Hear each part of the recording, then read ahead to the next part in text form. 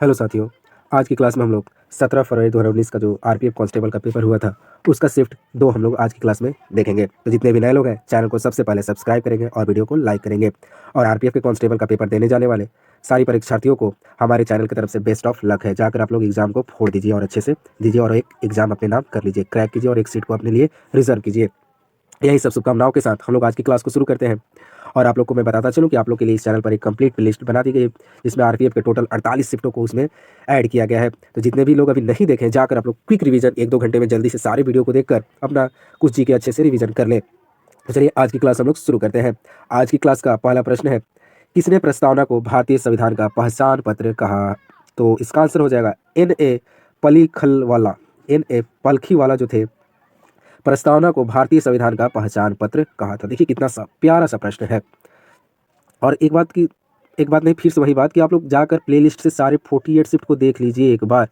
इससे क्या होगा कि आपका लास्ट टाइम में एक अच्छा रिवीजन हो जाएगा। रिवीजन के लिए जाकर एक बार सारे वीडियो को देख लीजिए। अगला प्रश्न है, भारत का पहला नगर निगम खाली स्थान में स्थापित किया गया था? तो ये आपका मद्रास आंसर हो जाएगा। भारत का पहला नगर निगम मद्रास में स्थापित किया गया था।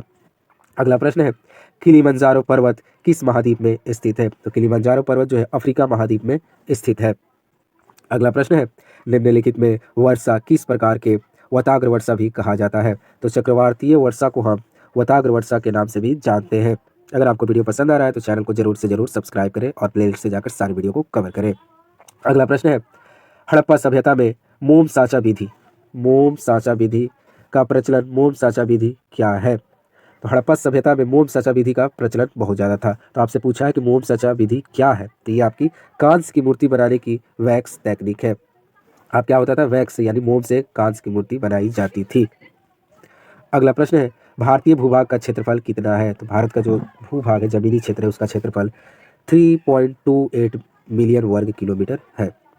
अगला प्रश्न है, यदि अदालत पाएगी कि कोई व्यक्ति लोक पद धारण किए है जिसका कि वह अधिकारी नहीं है, तो वह उसे अधिकारी के रूप में से उसे उस पद का कार्यालय संभालने और आदेश देने से रोक सकती है। यह कानूनी आदेश में लिखा गया है। तो अधिकार परीक्षा में ये लिखा गया है कि कोई व्यक्ति जो है लोक पद धारण कर लिया है जबकि वो पद का अधिकारी नहीं है, उसको पाने के लिए उसके पास कोई अधिकार नहीं है, तो कार्यालय संभालने का भी उसका कोई अधिकार नहीं है, तो उसको रोक लगाने के लिए अदालत ये आदेश जारी कर सकती है। किसके तहत? तो अधिकार परीक्षा के तहत।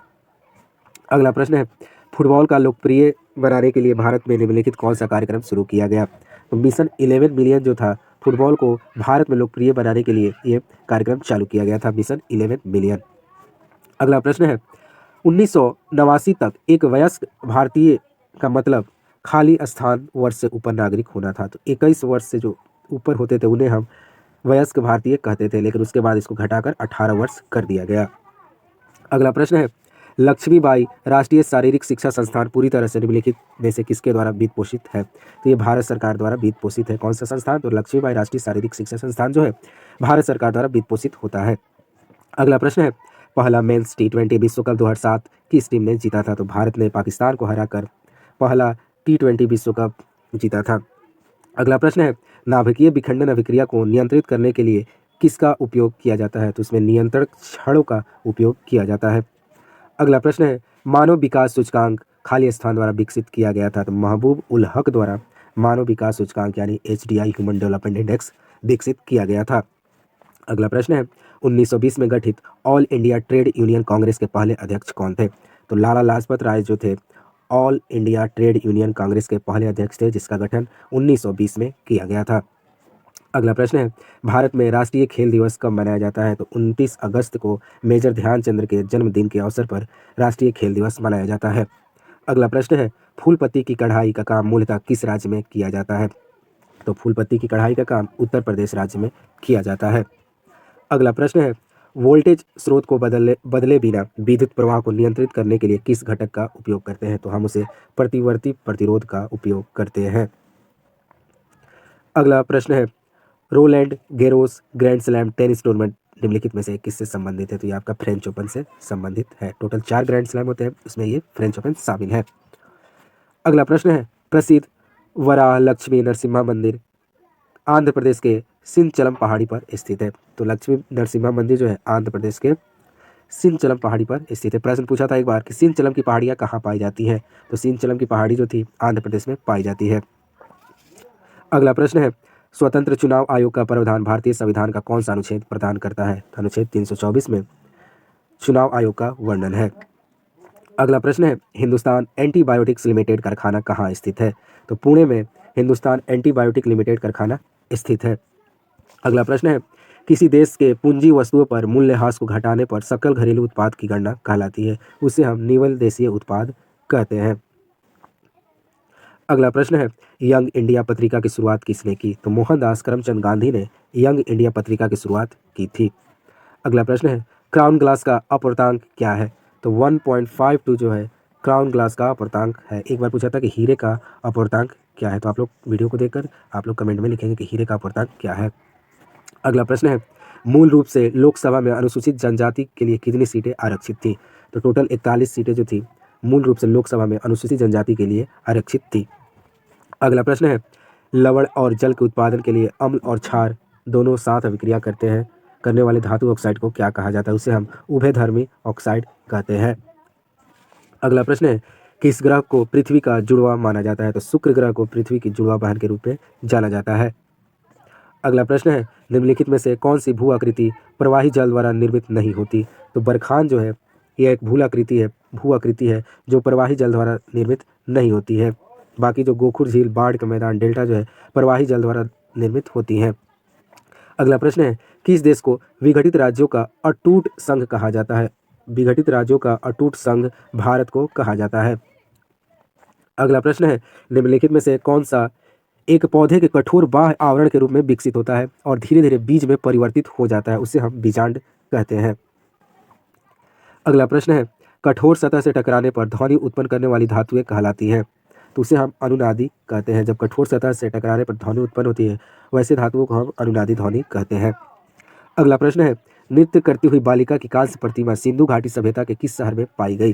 तो मोहनजोदड़ो में जो नृत्य करती हुई बालिका की कांस्य की प्रतिमा पाई गई थी। अगला प्रश्न है, निकट दृष्टि दोष दूर करने के लिए किस लेंस का उपयोग किया जाता है? तो अवतल लेंस का प्रयोग हम निकट दृष्टि दोष को दूर करने के लिए प्रयोग करते हैं। अगला प्रश्न है, निम्नलिखित में से कौन सा एक प्रकार का स्टेरॉयड हार्मोन है जो अधिवृक्क ग्रंथि की वाह त्वचा को स्रावित करती है? तो इसका नाम हो जाएगा ग्लूकोतिर्जोइड। ये स्टेरॉयड हार्मोन है। अगला प्रश्न है, 1856 में भारत के किस गवर्नर जनरल ने अवध पर कुशासन के आरोप में कब्जा कर लिया? कुशासन के आरोप में तो डलहौजी ने अवध को कुशासन के आरोप में 1856 में उस पर कब्जा कर लिया था। अगला प्रश्न है, निम्नलिखित में से किस पोषक तत्व की कमी के कारण घेघा रोग होता है? तो यह प्रश्न भी पूछा था। आयोडीन की कमी से घेघा रोग होता है, जिसमें गला जो होता है काफी फूल जाता है, इसमें सूजन आ जाता है। अगला प्रश्न है, विनिमय दर की गिरावट जो अन्य देशों की मुद्राओं की तुलना में किसी एक देश की मुद्रा के मूल्य को कम करती है वह कहलाती है, उसे हम अवमूल्यन कहते हैं। अगला प्रश्न है, खाली स्थान के आधार पर मानव विकास सूचकांक स्वास्थ्य घटक का निर्धारण किया जाता है। तो जन्म के समय जीवन प्रत्याशा के आधार पर मानव विकास सूचकांक के स्वास्थ्य घटक का निर्धारण किया जाता है और सबसे पहले मानव विकास सूचकांक महबूब उल हक ने दिया था।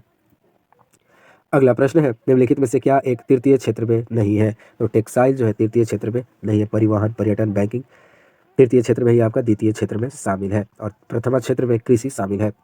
अगला प्रश्न है, 2014 में निम्नलिखित में से किस खिलाड़ी को देश के सर्वोच्च नागरिक सम्मान भारत रत्न से सम्मानित किया गया था? तो ये पहले खिलाड़ी थे क्रिकेट में या कोई भी स्पोर्ट्स में भारत की तरफ से जिन्हें भारत का सर्वोच्च नागरिक सम्मान भारत रत्न से सम्मानित किया गया था 2014 में। अगला प्रश्न है, सिंधु नदी का उद्गम स्थल कहाँ है? तो सिंधु नदी जो है तिब्बत से निकलती है। अगला प्रश्न है, मानक मध्याह्न रेखा भारत के निम्नलिखित में से किस क्षेत्र से गुजरती है? तो मानक मध्याह्न रेखा जो है उत्तर प्रदेश के मिर्जापुर से गुजरती है। अगला प्रश्न है, किस वर्ष भारतीय राष्ट्रीय कांग्रेस ने भारत के संविधान को बनाने के लिए एक संविधान सभा की मांग की थी? तो 1935 में इन्होंने ये मांग की थी। अगला प्रश्न है, 1971-72 में अमार सोनार बांग्ला गीत को किस देश ने अपने राष्ट्रगान के रूप में अपनाया था? तो बांग्लादेश ने इसे अपना राष्ट्रगान के रूप में अपनाया था। इसे रविन्द्रनाथ टैगोर द्वारा लिखा गया है। अगला प्रश्न है, 69% आरक्षण प्रदान करने वाला भारत का एकमात्र राज्य कौन सा है? तो तमिलनाडु जो है ये आरक्षण प्रदान किया है। अगला प्रश्न है, निम्नलिखित में से कौन सा महाद्वीप गोंडवाना लैंड का हिस्सा नहीं है? तो उत्तरी अमेरिका जो है गोंडवाना लैंड का हिस्सा नहीं है। ऑस्ट्रेलिया, आर्कटिक, दक्षिण अमेरिका ये गोंडवाना आइलैंड का हिस्सा है। अगला प्रश्न है 1773-74 में ईस्ट इंडिया कंपनी द्वारा सर्वोच्च न्यायालय की स्थापना कहाँ की गई थी? तो कलकत्ता में की गई थी। ईस्ट इंडिया कंपनी ने सर्वोच्च न्यायालय की स्थापना कोलकाता में की थी। कब की थी? तो 1773 से 74 के मध्य की थी। अगला प्रश्न है मूल रूप से लोकसभा में अनुसूचित जाति के लिए कितनी सीटें आरक्षित थी? तो मूल रूप से संविधान सभा में अनुसूचित जाति के लिए 79 सीटें आरक्षित थी। अगला प्रश्न है किस स्वतंत्रता सेनानी को लोकमान्य के रूप में भी जाना जाता था? तो बाल गंगाधर तिलक को लोकमान्य के रूप में जाना जाता था। और आज का लास्ट प्रश्न है द्वार भारत के निम्नलिखित में से किस राज्य में स्थित है? तो ये आपका पश्चिम बंगाल में स्थित है द्वार। तो आज की क्लास हमारी यही समाप्त हुई। अगर आपको वीडियो पसंद आया तो लाइक करें और चैनल को सब्सक्राइब करें। मिलते हैं नए वीडियो के साथ। जय हिंद, जय भारत।